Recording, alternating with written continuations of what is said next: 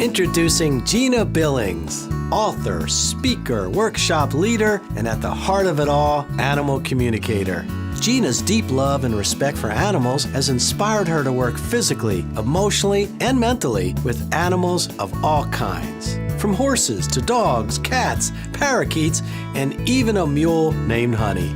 As an animal communicator, Reiki master, and crystal healer, she has used her communication skills and developed intuitive training methods to help over 1,000 animals. Her work has resulted in happy homes for last chance, abused, or troubled animals, finding a lost pet, or even speaking to an animal that has transitioned. Jeanna's mission is to promote the animal-human bond and share the message that animals are on this earth as a gift to us all.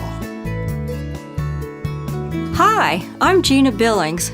Thank you for the opportunity to come and speak to your organization. In my most recent keynote speech, Life Lessons from a Little Red Dog, I share how to recognize the life lessons that animals teach us with your audience. I tell the story of Rowdy, a red dachshund, who packed 20 years of living into 10 years of life. His life is a metaphor for humans. This speech teaches us how to live in the present moment, how to count your blessings, and how to never, ever give up. This speech also provides your participants with an opportunity to look at their lives with a different perspective.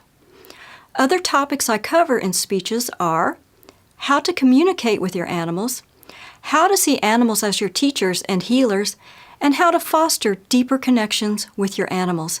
Thank you for your interest.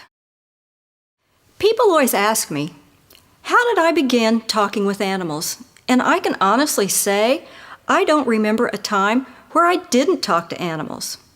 At age 3, our family had a little black dog with a little white tip on her tail, and so she was called Tippy.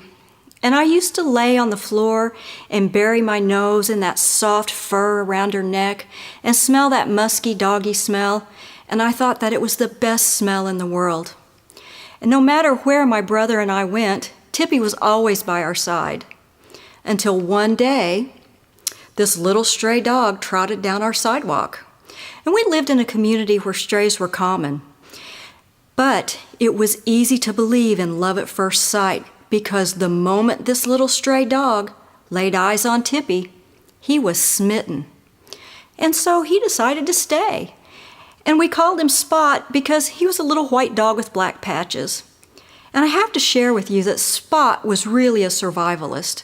He had this talent for seeking out what he needed, and so he wound up going and living with the neighborhood dog lady. You know, every neighborhood has one, that person that takes care of all the stray critters in your neighborhood, and she lived one house up from us.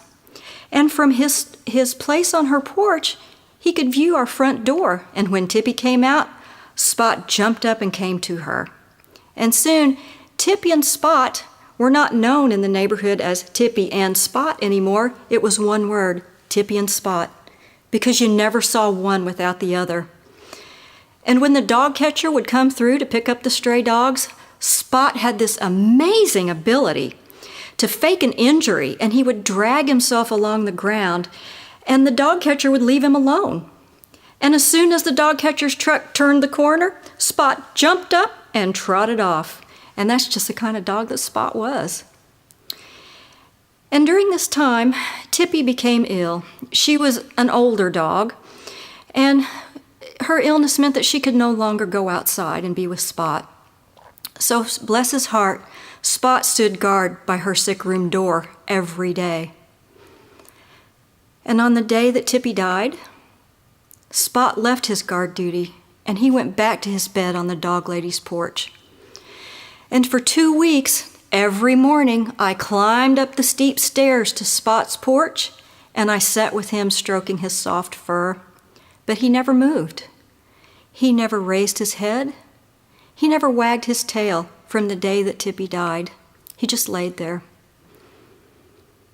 One morning, during my visit, I walked up. He wasn't on the porch. So I knocked on the door and I asked the dog lady, "Where's Spot?" And she told me that he had died. And even at age 3, it was a moment of crystal clarity for me. Everything became focused in me in that moment, and I knew that Spot had died to be with Tippy. And I realized that animals grieve, they love, they feel pain and joy. And that moment set me on the path that I would follow the rest of my life.